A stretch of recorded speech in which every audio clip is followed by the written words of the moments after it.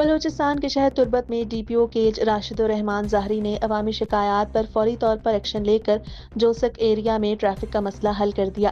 D P او cage Rashid الرحمان ظاہری کی ہدایت پر ٹریفک انچارج عبدالرزاق بلوچ نے ٹریفک پولیس طفیل بلوچ کے ہمراہ جوسک ایریا کا دورہ کیا، جہاں انہوں نے مختلف گاڑی ڈرائیورز کو لائسنس نہ رکھنے پر چالان کیا اور انہیں ٹریفک کے قوانین کے حوالے سے آگاہ کیا۔